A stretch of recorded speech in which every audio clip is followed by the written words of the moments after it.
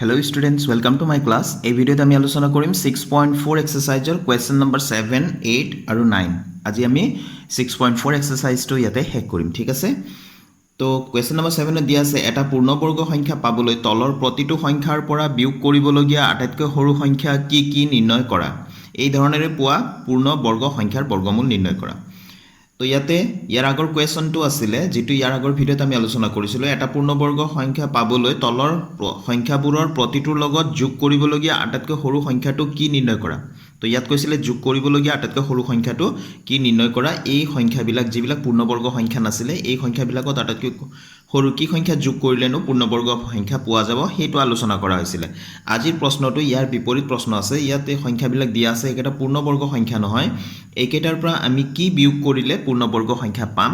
সেইটো আমি নিৰ্ণয় কৰিব লাগে, ঠিক আছে? তো আমি কৰো আহা।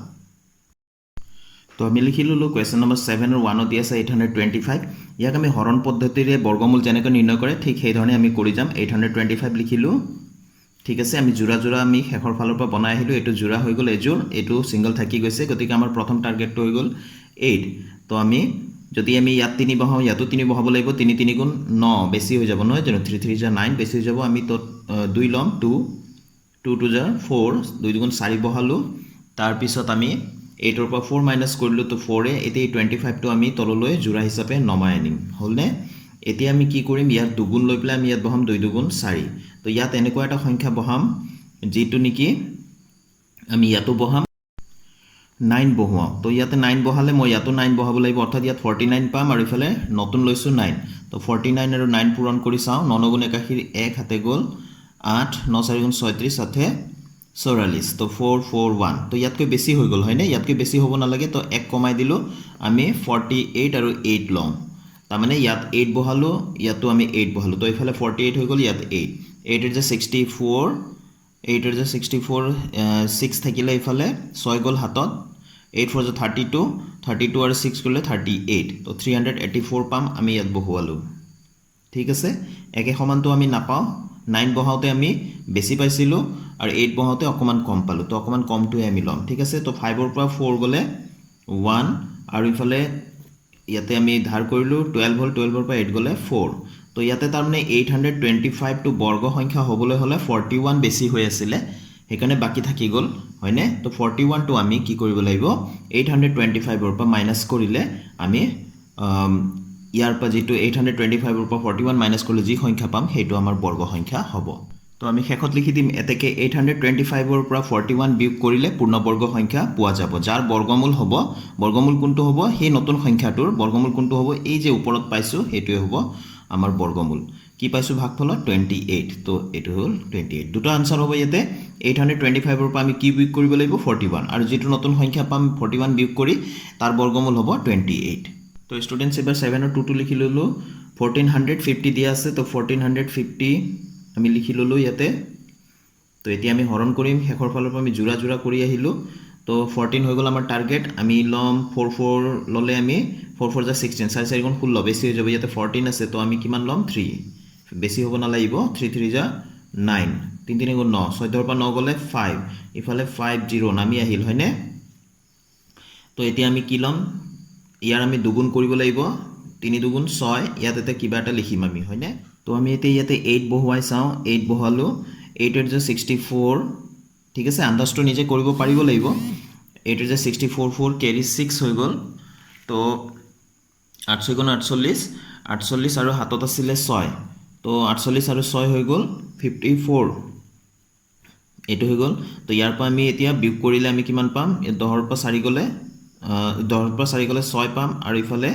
5 ৰ তো এক ধাৰ গুছি গ'ল। তো 4 ৰ পৰা 4 গলে 0, 5 ৰ পৰা 5 গ'ল 0। তো ইয়াতে 6 বাকি থাকিল। তো আমি 8 নলৈ যদি আমি 9 ললো হেতেন কি হ'ব আমি চাও। ইয়াত যদি 9 বহালো হয় ইয়াতো 9 বহাব লাগিল হেতেন। তো 69 আৰু 9 পূৰণ কৰিলে 9 9 গুণ 81 1 হাতে গ'ল 8 9 6 গুণ 54 54 আৰু 8 কিমান হ'ব 62। তো এটো বেছি হৈ গ'ল হেতেন। আমাৰ ইয়াত 550 আছে, তো বেছি নহয় আমি অকমান কম লব লাগে। তো 6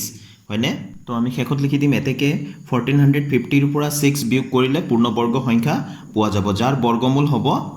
এইটো কিমান 38। তো ষ্টুডেণ্টছ এবাৰ 7 और 3 লৈছোঁ ইয়াত আছে 3250 আগৰ দৰে আমি কৰি যাম 3250 লিখি ললোঁ এতিয়া ইয়াক আমি হৰণ পদ্ধতিৰে কৰিম জোৰা জোৰা বনাই ললোঁ ঠিক আছে তো এতিয়া 32 আছে আমি কিমানেৰে ইয়াতে ভাজকত কিমান দিম এতিয়া ধৰি লৈছোঁ 6 দিম 6 দিলে ইয়াতো 6 দিব লাগিব ভাগফলতো 6 6 গুণ কিমান হৈ যাব 36 হৈ যাব হয়নে হয়নে বেছি হৈ যাব হয়নে তো বেছি হলে তো আমাক নহব গতিকে ইয়াতকৈ লাগিলে অকমান কম হোক বেছি কমও নহয় অকমান কম হোক তো আমি 6 লব নোৱাৰো যেহেতু আমি তাতকৈ এক কম কৰি 5 ললো তো 5 5 যে আমি 25 ললো ঠিক আছে তো 32 ৰ পৰা 25 গলে আমি 7 পাম ইয়াতে তো এই 52 তলত নমাই আনিম এতিয়া আমি ইয়াত ভাজক আকৌ নতুন ভাজক যেহেতু লম তো ভাগফল যি আছে তাৰ আমি দুগুণ কৰিম 5 দুগুণ 10 ললো ইয়াত এককৰ ঘৰত কিবা এটা লিখিবৰ কাৰণে থৈ দিছো তোমালোকে নিশ্চয় জানা তো এতিয়া আমি ইয়াৰ উছৰে পাজৰে ইয়াতকৈ বেছি নহয় ইয়াৰ সমান পালে তো ভালে কিন্তু সমান আমি নাপাও যেহেতু 3250 পূৰ্ণবৰ্গ সংখ্যা নহয় গতিকে ইয়াতকৈ অকমান কম লওঁ আমি ধৰি লৈছো ইয়াতে 8 লম ঠিক আছে তো 8 ললে ইয়াতো 8 লব লাগিব তো 108 আৰু এই 8 হৈ যাব হয়নে পূৰণ কৰিব লাগিব আমি এফালে 108 হৈ যাব আৰু ইয়াত নতুন 8 আছে তো 8 is 64 carry 6 8000 আৰু 6 প্লাস কৰিলে কিমান হ'ব এটা 6 আহিব 81 যে 8 তো বেছি হৈ গল 750 লাগিছিলে হয়নে বা ইয়াত অকমান কম হলে হ'ব কিন্তু বেছি হলে নহব তো আমি ইয়াতে 7 লওঁ এতিয়া তো 7 ললে ইয়াতো 7 লব লাগিব তো ইয়াত 107 হৈ গল 107 আৰু ইফালে নতুন অংকটো কি লৈছো আমি 7 হয়নে তো 7 পূৰণ কৰিলে আমি কিমান পাওঁ 7 7 49 carry 4 700 আৰু 4 হৈ গল ইয়াতে 71 7 749 তো 749 তো ইয়াতে ভাগে 1 থাকি গল অৰ্থাৎ আমি 1 এই সংখ্যাটোৰ পৰা বিয়োগ কৰিলে 3250 ৰ পৰা বিয়োগ কৰিলে আমি পূৰ্ণবৰ্গ সংখ্যা পাম তেনেহলে আমি শেষত লিখি দিম এতেকে 3250 ৰ পৰা 1 বিয়োগ কৰিলে পূৰ্ণবৰ্গ সংখ্যা পোৱা যাব 1 বিয়োগ কৰিলে যেটো সংখ্যা হ'ব 3250 ৰ পৰা 1 বিয়োগ কৰিলে যেটো সংখ্যা পোৱা যাব তাৰ বৰ্গমূল হ'ব তেনেহলে ওপৰত আমি ভাগফলত যি পাইছো হেতুই 57 তো 57 পূৰণ কৰিলে কি পাম এই 3250 ৰ পৰা 1 বিয়োগ কৰিলে যেটো পাম অৰ্থাৎ 3249 পাম এটোৱে 57 পূৰণ কৰিলে আমি পাম তো এটো হৈ গল আমাৰ আনসাৰটো তো এবাৰ আমাক দিয়া আছে 7 or 4 ত 6262 তো 262 ইয়াক আমি লৈ ললো 6262 ক আমি লৈ ললো তো ইয়াক আমি এতিয়া কিহেৰে হৰণ কৰিম 8 ললে 8 8 গুণ 64 64 বেছি হৈ যাব নহনে 62 হে আছে আমাৰ যদি জোৰা জোৰা কৰো তো আমি কিমান লব লাগিব 7 তো 7 7 7 গুণ 49 7 7 যে 49 তো ইয়াৰে 12 ৰ পৰা 9 গলে 3 ইয়াতে 5 থাকিলে 5 ৰ পৰা 4 গলে 1 আমি বিয়োগ কৰি দিলো আৰু এই 62 টো আমি জোৰা হিচাপে তলত নমাবই লাগিব এতিয়া আমি কি লম 7 ৰ ডাবল লম মানে 7 ক আমি দুগুণ কৰিম 7 2 যে 14 এককৰ ঘৰত আমি কিমান লিখিম এতিয়া আমি 9 লৈছো ইয়াতে ঠিক আছে যেহেতু বহুত ডাঙৰ আছে তো 9 ললে ইফালে 149 পালো আৰু 9 9 গুণ 81 1 তো 8 গল হাতত 9 4 গুণ 36 36 আৰু 8 44 হ'ব 4 হাতত থাকিলে 4 9 গুণ 9 4 13 1341 1341 পালো হয়নে তো ইয়াতকৈ নতকৈ আমি বেছি লব নোৱাৰো ন লওতে কি হল আমি যেটো আছিল 1362 তাতকৈ আমি সৰুৱে পালো 1341 পালো তো 2 পৰা 1 গল 1 6 পৰা 4 গলে 2 21 পালো নহয় জানো এটো ভাগশেষ থাকিলে তো এইটোৱে আমি এই সংখ্যাটো যেটো সংখ্যা দিছিল 6262 তাৰ পৰা আমি বিয়োগ কৰিব লাগিব তো আগৰবোৰৰ দৰে এবাৰ আমি লিখি দিম এতেকে 6262 ৰ পৰা 21 বিয়োগ কৰিলে পূৰ্ণবৰ্গ সংখ্যা পোৱা যাব যাৰ বৰ্গমূল হ'ব ভাগফলত 79 ওলাইছে এই 79 টো তো নিশ্চয় তোমালোকে অংক কেটা বুজি পাইছা তো আমি 7 ৰ গুটেকেটা কৰিলো এতিয়া নেক্সট কোৱেশ্চন টু লৈ যাও তো এবাৰ আমি কোৱেশ্চন নম্বৰ 8 টো চাও ইয়াদি আছে 4612 ৰ আটাইতকৈ ওচৰত থকা পূৰ্ণবৰ্গ সংখ্যাটো কি তো এই প্ৰশ্নটোৰ উত্তৰ কৰিবলৈ যাওতে আমি 6 নম্বৰত জেনেকে কৰিছিলো আৰু 7 নম্বৰত জেনেকে কৰিছিলো দুইটা নিয়মে আমি জানিব লাগিব আৰু দুইটা নিয়ম দি আমি কৰি বিচাৰ কৰিব লাগিব যে 4612 ৰ আটাইতকৈ ওচৰত থকা পূৰ্ণবৰ্গ সংখ্যাটো কি তো আমাক দিয়া আছে 4612 তো আমি জোৰা জোৰা কৰি ললো লাষ্টৰ পৰা এ জোৰা তো প্ৰথমতে এতে ইয়াত 46 আছে তো আমি যদি 6 লওঁ 6 6 যা 36 পাম 6 6 গুণ 36 পাম আৰু 7 ললে 7 7 গুণ 7 গুণ 7 ললে ইয়াতো 7 লব লাগিব তো 7 7 গুণ 49 বেছি হৈ যাব হয়নে গতিকে আমি 6 লব লাগিব 6 6 যা 36 আমি লিখি ললো তো 6 পৰা 6 গ'ল 0 4 পৰা 3 গ'লে 4 পৰা 3 গ'লে 1 তো ইফালে 12 টো আমি জোড়া হিচাপে নমাই দিব লাগিব আমাৰ নিয়ম মতে বৰ্গমূল উলিওৱা নিয়ম মতে হয়নে তো এতিয়া ইয়াৰ আমি দুগুণ লিখিব লাগিব তো দুগুণ হলে 12 হ'ব তো ইয়াতে আমি কিবা এটা সংখ্যা লিখিম এই 1000 আৰু 1012 তকৈ আমি কম লম ঠিক আছে ইয়াতকৈ বেছি আমি নলওঁ ঠিক আছে প্ৰথমতে তাৰপিছত আমি ইয়াতে চাওঁ এতিয়া 7 যদি লওঁ 7 ঠিক আছে তো ইয়াতে 127 মই আন্দাজ কৰি লৈছো তো 127 আৰু 7 তো 127 ত কিমান হয় 127 আৰু 7 পূৰণ কৰিলে 7 7 গুণ 49 9 হাতে গ'ল 4 7 গুণ 14 4 18 8 হাতে গ'ল 1 ঠিক আছে 7 গুণ 7 একে 8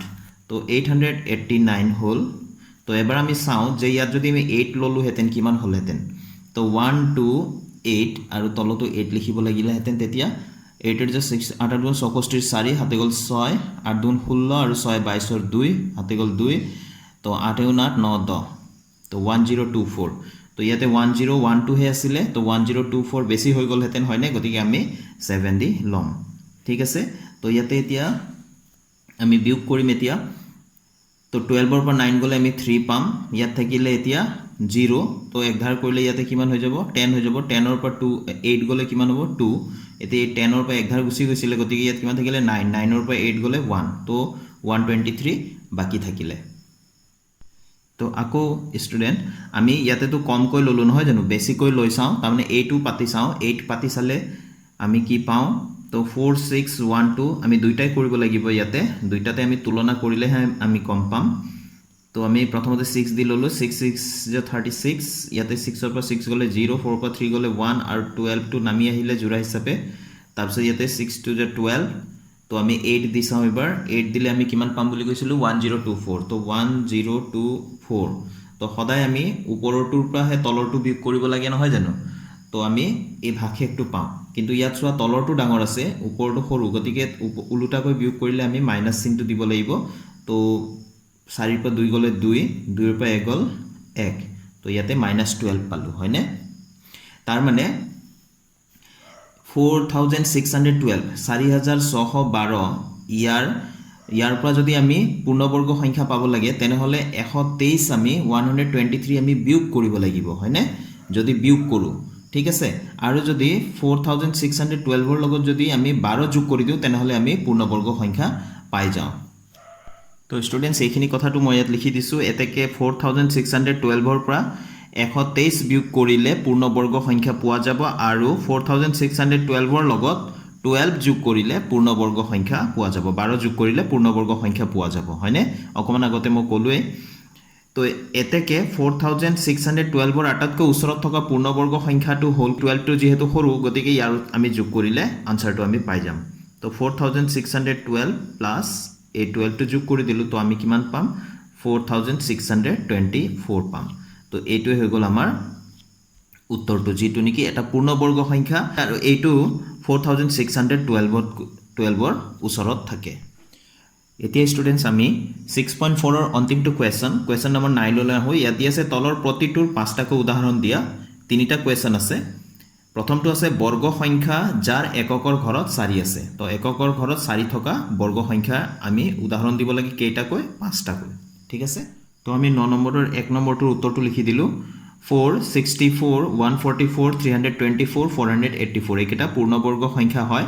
সবা এককৰ ঘৰত এটোতে এটা অংক আছে এককৰ ঘৰতে ইয়াৰ এককৰ ঘৰত 4 আছে ইয়াতো 4 আছে ইয়াতো 4 আছে ইয়াতো 4 আছে এইকেইটা পূৰ্ণবৰ্গ সংখ্যা যেহেতু 2 দুগুণ 4 হয় 2 স্কয়াৰ হয়নে তাৰপিছত এটো 64 টো 8 এৰ যা 64 8 স্কয়াৰ আমি লিখিব পাৰো 144 টো আমি 12 পূৰণ 12 12 স্কয়াৰ আমি লিখিব পাৰো হয়নে তাৰ পিছত আমি 324 টো 18 * 18 কৰিলে 18 আৰু 18 পূৰণ কৰিলে 324 পাও অৰ্থাৎ 18 স্কয়াৰ 324 মানে আৰু 484 মানে হৈ গল 22 পূৰণ 22 22 * 22 কৰিলে অৰ্থাৎ 22 স্কয়াৰ লিখিলে আমি 484 পাও তো এইকেটা হৈ গল আমাৰ পূৰ্ণবৰ্গ সংখ্যা যাৰ এককৰ ঘৰত 4 আছে তো 9 ৰ 2 আছে বৰ্গ সংখ্যা যাৰ এককৰ ঘৰত 9 আছে তো পাঁচটা বৰ্গ সংখ্যা আমি লিখিব লাগে যাৰ এককৰ ঘৰত 9 আছে তো আমি পাঁচটা বৰ্গ সংখ্যা লিখিলো যাৰ এককৰ ঘৰত 9 আছে এনেকুৱা অসংখ্য সংখ্যা আছে তাৰে আমি পাঁচটা লিখিছো 9 49 169 289 আৰু 529 9 মানে 3 স্কয়াৰ 3 আৰু 3 পূৰণ কৰিলে 9 পাওঁ 49 টো আমি 7 আৰু 7 পূৰণ কৰিলে 49 পাওঁ 169 টো 13 আৰু 13 পূৰণ কৰিলে 169 পাওঁ আৰু 289 টো আমি 17 অৰ্থাৎ 17 আৰু 17 পূৰণ কৰিলে 289 পাওঁ তাৰ পিছত আৰু 529 টো 23 আৰু 23 পূৰণ কৰিলে আমি কিমান পাওঁ 529 এবাৰ স্টুডেন্টস 9 নম্বৰৰ অন্তিমটো কোৱেশ্চন 3 দি আছে বৰ্গ সংখ্যা যাৰ এককৰ ঘৰত 0 আছে এবাৰ এককৰ ঘৰত শূন্য থকাটো আমি লিখিব লাগে তো আমি এককৰ ঘৰত শূন্য থকা বৰ্গ সংখ্যা আমি লিখি আছো পাঁচটা উদাহৰণ দিব দিছিলে পাঁচটা লিখিছো এনেকুৱা অসংখ্য সংখ্যা আছে তাৰে পাঁচটা লিখিছো 100 যাৰ এককৰ ঘৰত শূন্য আছে 400 এককৰ ঘৰত শূন্য আছে 900 এককৰ ঘৰত শূন্য আছে 1600 এককৰ ঘৰত শূন্য আছে 2500 এককৰ ঘৰত শূন্য আছে ঠিক আছে তো 10 into 10 পূৰণ কৰিলে আমি 100 পাওঁ 20 আৰু 20 20 আৰু 20 পূৰণ কৰিলে আমি 400 পাওঁ 900 টো আমি কেনেকৈ পাওঁ 30 আৰু 30 30 পূৰণ কৰিলে আমি 900 পাওঁ 1600 to 40 আৰু 40 পূৰণ কৰিলে আমি 1600 পাওঁ আৰু 2500 to 50 আৰু 50 পূৰণ কৰিলে 2500 পাওঁ তো এইকেইটা হৈ গ'ল উদাহৰণ যিকেইটা কোৱেশ্চন নম্বৰ 9 ত কৈছিলে পাঁচটাকৈ উদাহৰণ দিবলৈ প্ৰথমটো আছিল বৰ্গ সংখ্যা যাৰ এককৰ ঘৰত 4 আছে দ্বিতীয়টো আছিল বৰ্গ সংখ্যা যাৰ এককৰ ঘৰত 9 আছে আৰু তৃতীয়টো আছিল বৰ্গ সংখ্যা যাৰ এককৰ ঘৰত 0 বা শূন্য আছে তো ইয়াৰ লগে লগে আমি 6.4 অৰ্থাৎ ষষ্ঠ অধ্যায়টো আমি গুটেখিনি কৰিলো গুটেখিনি ভিডিও তোমালোকে নিশ্চয় চাইছা চাগে নাইছা যদি কোনো কথা নাই এই ভিডিও ডেসক্ৰিপচন বক্সত মই গুটেখিনি লিংক দি দিম তোমালোকে গুটেখিনি চাবা তেতিয়াহে তোমালোকে বুজি পাবা সিৰিয়ালি যদি গুটেকেটা ভিডিও ফলো কৰা তেতিয়াহে তোমালোকে বুজি পাবা আৰু এইকেটা ভেৰি ইম্পৰ্টেন্ট ক্লাস 9 আৰু 10 ত বহুত লাগিব বৰ্গ সংখ্যা বৰ্গমূল নিৰ্ণয় কৰা ইত্যাদি বহুত ইম্পৰ্টেন্ট তোমালোকে ভালকে শিকি লবা তো আশা কৰো আজি কৰাই দিয়া অংককেটা তোমালোকে নিশ্চয় বুজি পাইছা তেনেহলে আজিৰ ভিডিওটো মই ইয়াতে সামৰিছো স্টুডেন্টস নেক্সট ভিডিওত আকৌ লগ পাম নতুন কোৱেশ্চনৰ সলিউশনৰ সৈতে thank you students keep watching my channel